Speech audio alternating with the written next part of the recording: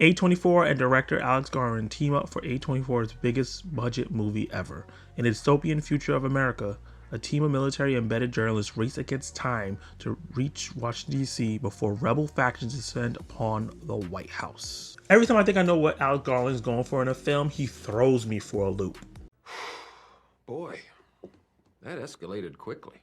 I think ever since the trailers for Civil War has debuted, I think the discussion around this movie has made people, and me, to be honest, believe that this movie was going to depict a war-torn America that was going to depict the Reds versus the Blues, the conservatives versus the progressives, the haves versus the have-nots in a modern Civil War that makes all our political boiling points that we have finally explode.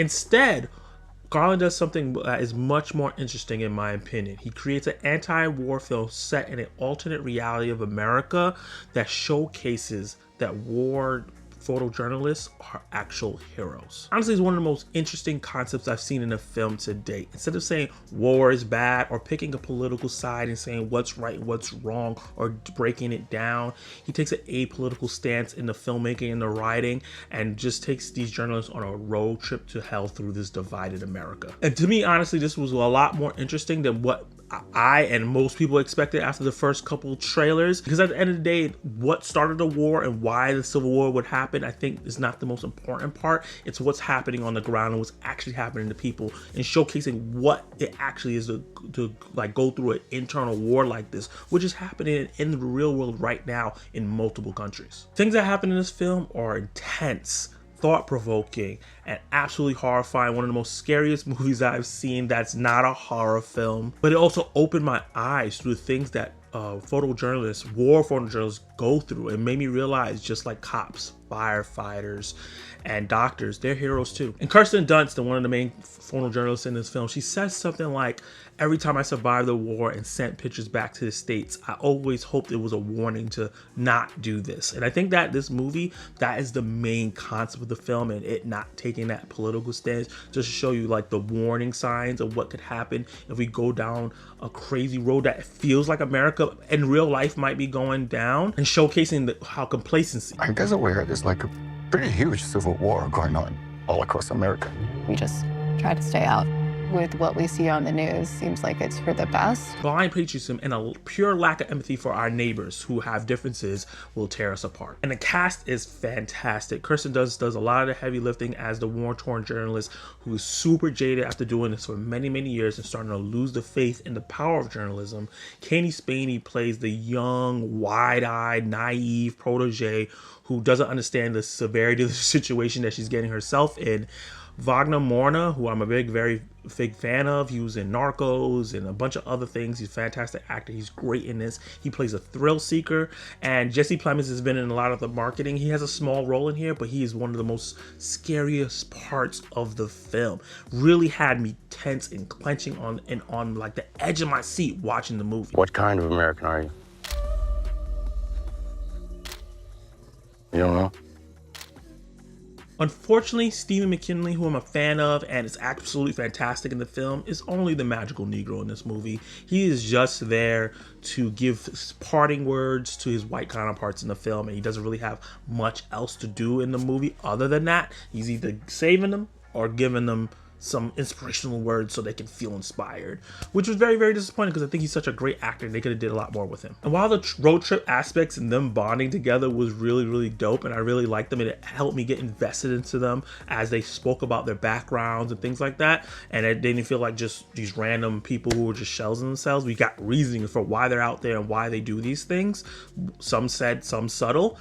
I think that the price of admission here is the battle aspects, the action. It's so gorgeously shot but horrifying to look at. This movie was shot in IMAX in mind, and I think there's some scenes in here that's worth seeing on the big screen. And I think that the sound design and the, some of the how the action sound is a gut punch. I think it's a total gut punch and really worth it to be very immersed in the movie so you feel like you're right there on the battlefield. And while the sounds is really great, I think the use of silence in this film is used perfectly. Some of the most silent parts of the film is the most horrifying and really, really scary. When things are silent in this movie, you feel tense because you don't know what's coming next. Everyone feels like they're up for grabs for death, and that really keeps the movie like intense throughout, and you're just really on edge, just like these characters are. And I think the strongest aspect of this film is the fact that I think that this movie could have been set in any country and would have worked. There was nothing in this film that made me feel like America had to be the place, but I think that it worked because America and the way things are going and how the way things have been going the last couple of years, feel like we could be on the verge of something like this.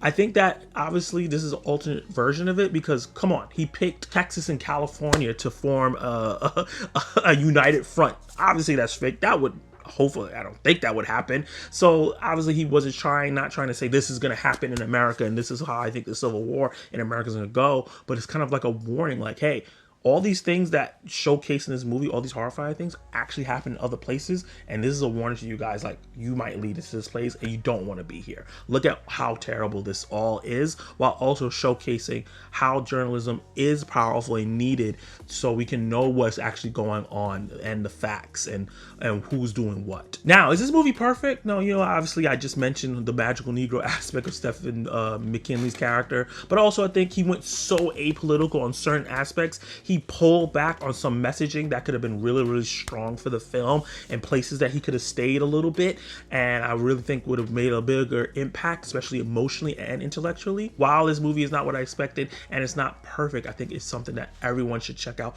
at least once. I think it's a very important film and the messaging that is giving, and something that I think everyone can partake in and get something out of it because it didn't take any sides. So with that said, I'm gonna give A Civil War a B+.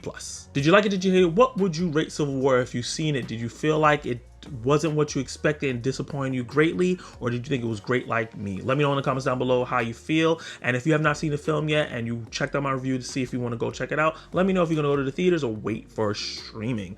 Like the video if you like my review, attack that subscribe button to join the Zach Attack Nation, and hit that notification bell to be notified for my reviews, reactions, live discussions, and hit that join button to become a channel member, and you can watch more of my content right now.